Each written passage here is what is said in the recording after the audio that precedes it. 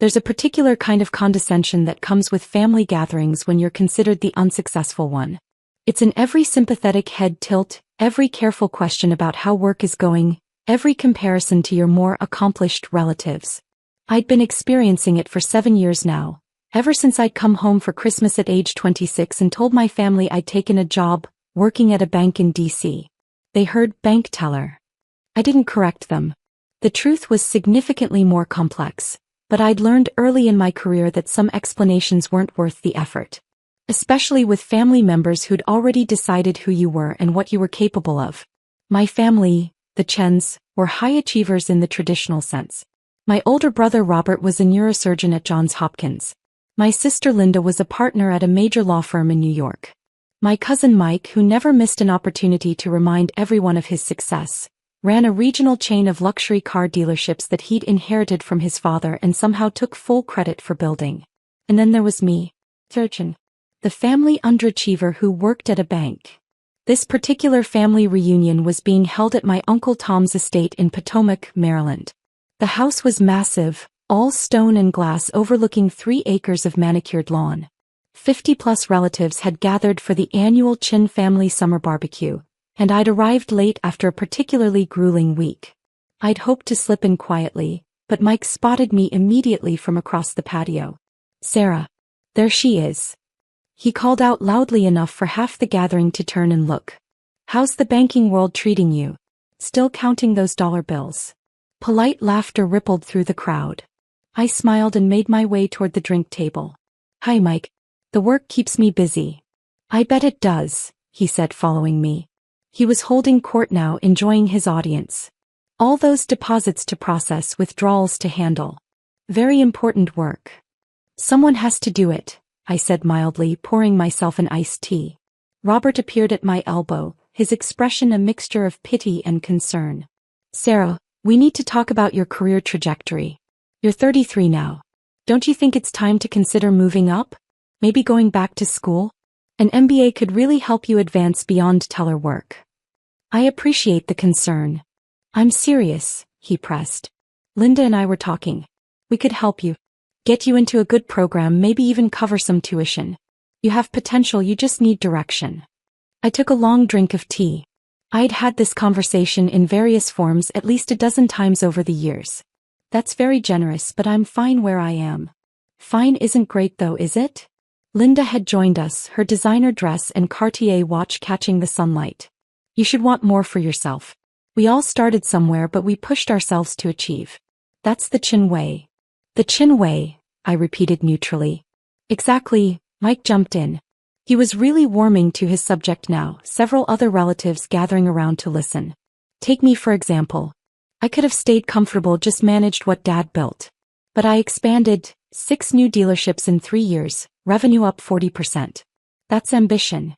That's what separates successful people from people who stay in entry-level positions their whole lives." Aunt Wei, my mother's sister, patted my hand sympathetically. "Don't feel bad, Sarah. Not everyone can be a high achiever. Some people are meant for simpler work. There's no shame in that." "Absolutely no shame," Uncle James agreed. "The world needs bank tellers. It's honest work. Maybe not prestigious, but honest." I nodded slowly. "Honest work is important. Although," my mother said, appearing with a plate of food, "I do wish you'd consider Robert's offer. Or at least try to move into bank management. Your cousin Tony manages a Bank of America branch. I could ask him for advice on how you might work your way up." "Mom, I really don't need." "She's being defensive," Linda observed to the group. "That's what happens when people are insecure about their career choices. Sarah, we're trying to help you." "I understand that. Do you though?" Mike was fully in performance mode now. "Because from where I'm standing, you've been in the same position for 7 years. That's not a career, that's a holding pattern. At some point you have to ask yourself, am I going anywhere or am I just treading water?" My phone buzzed in my pocket. Once, twice, 3 times in rapid succession. I ignored it. "Maybe banking just isn't your calling," Aunt Wei suggested. "Have you thought about other fields? Retail management? Human resources? Something with a clearer advancement path." "The problem is vision," Mike declared. "Successful people see the big picture. They set goals. They make things happen. They don't just clock in and clock out at some branch office, counting other people's money. My phone began ringing. I glanced at the screen. Federal Reserve Chairman Powell, urgent. The conversation around me continued, but I'd stopped listening. Chairman Powell didn't call on weekends unless something was seriously wrong. "Excuse me," I said, already walking toward the house. "I need to take this." "See," I heard Mike say behind me. "Can't even enjoy a family barbecue without her boss calling." That's what happens in those low-level service jobs. No work-life balance, no respect. I answered as I stepped into Uncle Tom's study, closing the door behind me. "Director Chin." "Sarah, I apologize for interrupting your weekend." Chairman Jerome Powell's voice was tense, controlled. "We have a situation. The cryptocurrency market is in free fall. We're looking at a potential $2 trillion collapse. It's spreading to traditional banking faster than our models predicted. I need you to activate the emergency stabilization protocols immediately." My mind shifted instantly into crisis mode. 7 years as Director of Financial Stability at the Federal Reserve had trained me for exactly this scenario. What's the contagion vector? 3 major banks have significant exposure through unhedged crypto derivatives. If they fail, we're looking at cascading defaults across the entire financial system. It could make 2008 look minor. Current liquidity positions? Deteriorating by the hour. The Treasury Secretary is briefing the President now. We need your crisis team assembled and recommendations ready for the emergency Fed meeting in 2 hours. I was already opening my encrypted laptop, pulling up the secure Federal Reserve systems. I'm activating the task force now. I'll need access to all bank exposure reports and real-time market data. You have full authorization. Sarah, I don't need to tell you how serious this is. We have a very narrow window to prevent a complete financial meltdown. Understood, Mr. Chairman. I'll have preliminary recommendations within 90 minutes. This is why you're the Director of Financial Stability. Your team is the best in the world at this. I'm counting on you. We won't let you down. I hung up and immediately began executing the crisis protocols I'd helped develop. First, I messaged my deputy director. Code red. Activate full crisis team. Emergency Fed meeting in 120 minutes. Then I opened the secure portal that gave me real-time access to the balance sheets of every major financial institution in the United States. The numbers were worse than I'd expected. Much worse.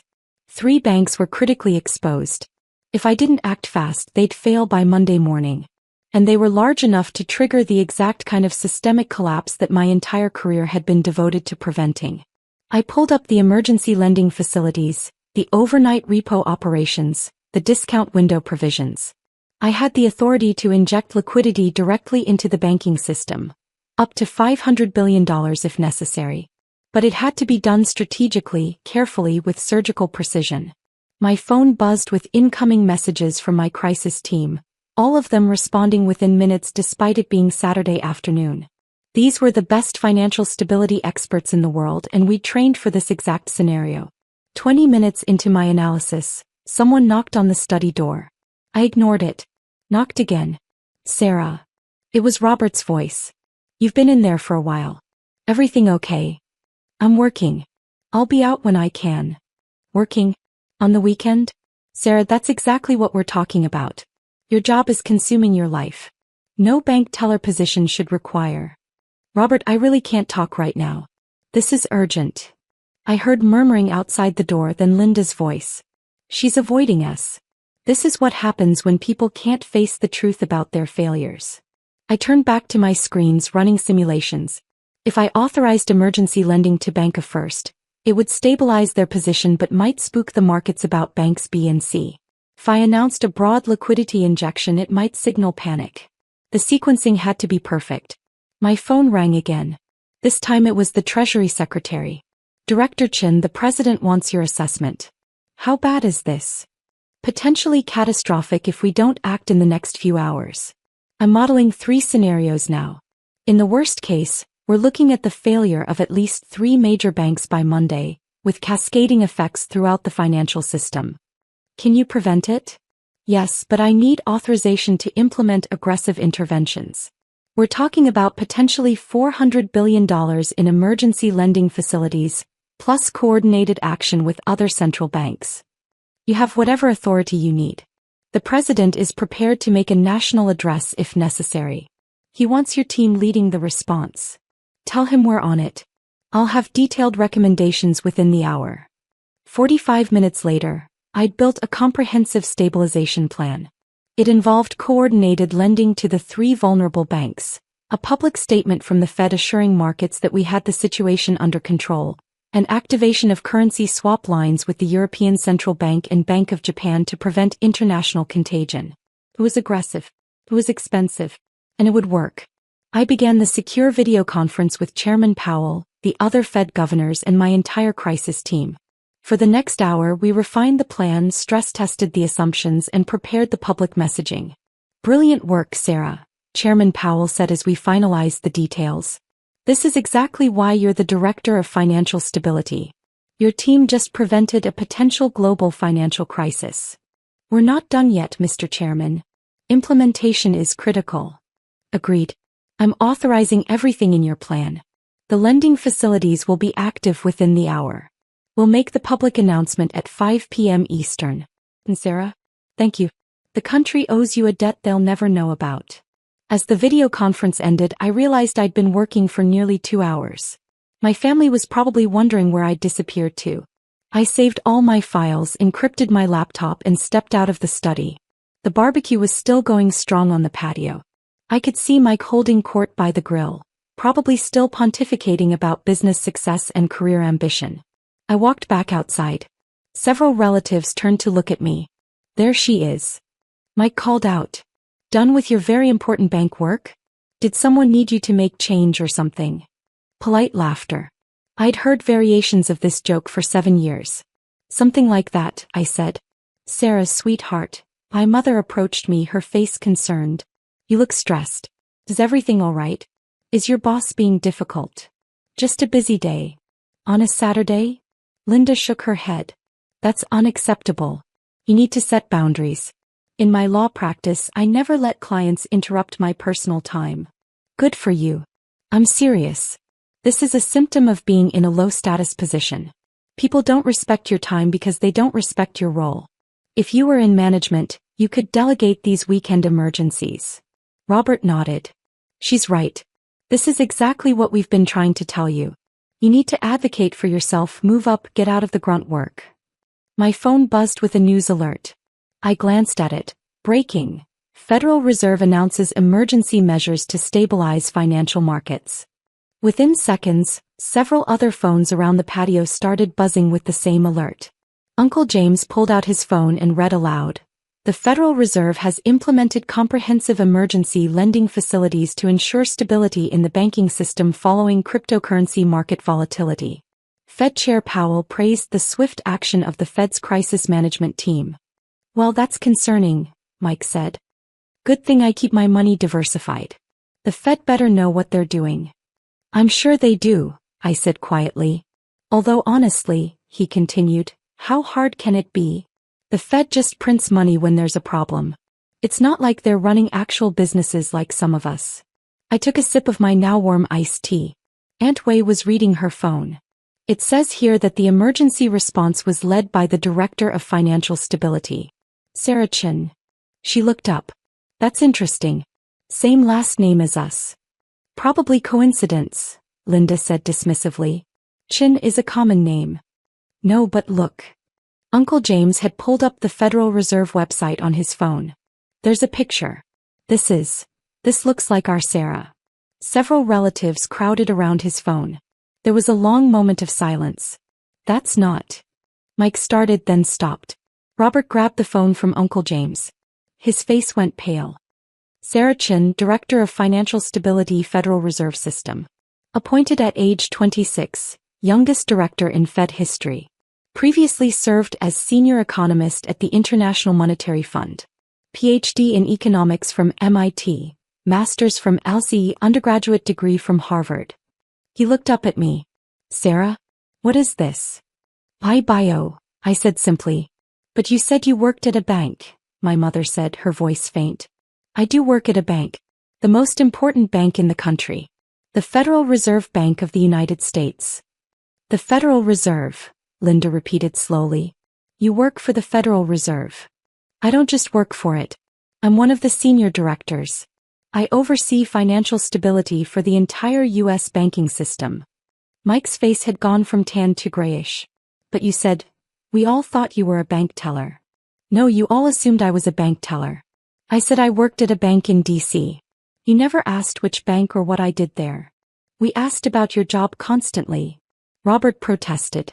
You asked if I was still at the bank and I said yes. You asked if the work kept me busy and I said yes.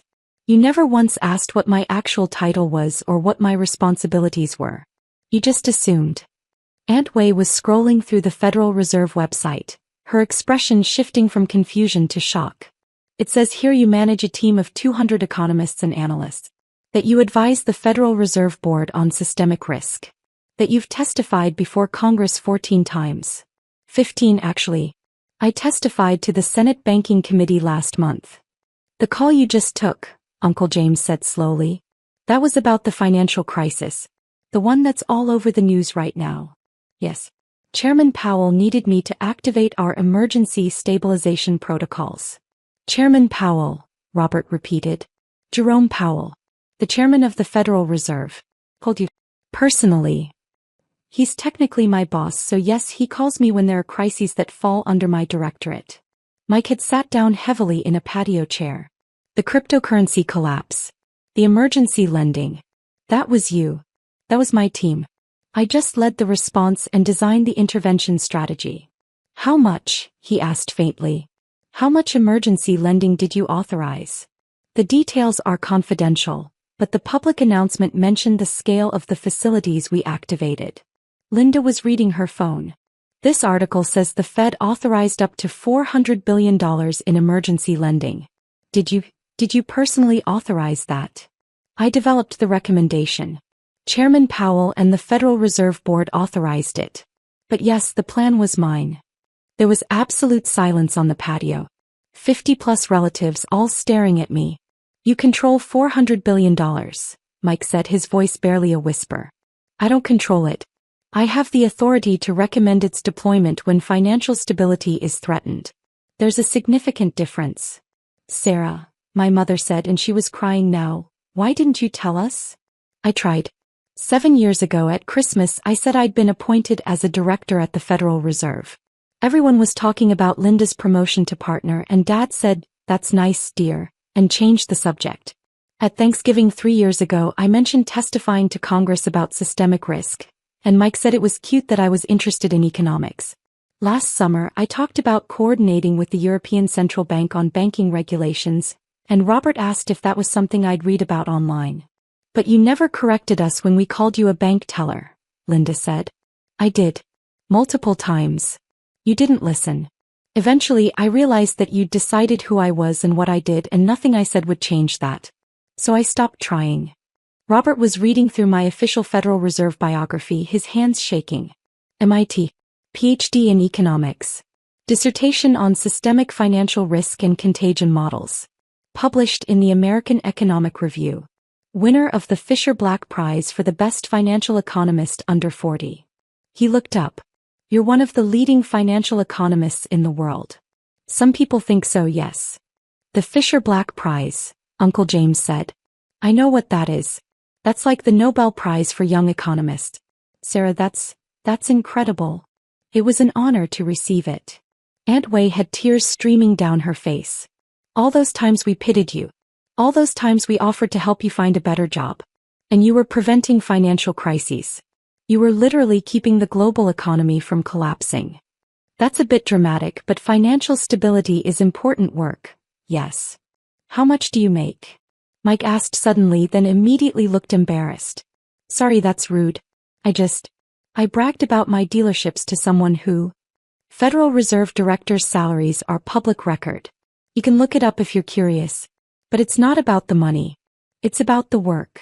Linda was still reading, scrolling through article after article. There's a profile of you in The Economist. It calls you the quiet guardian of American financial stability. It says you've been instrumental in preventing 3 potential banking crises since your appointment. The press is sometimes overly generous. There's a quote here from a Harvard professor. Director Chen is quite possibly the most important person in American finance that most people have never heard of. She looked at me with something like awe. Why haven't we heard of you? Because I do my job well. When financial stability works properly, it's invisible. You only hear about it when something goes wrong.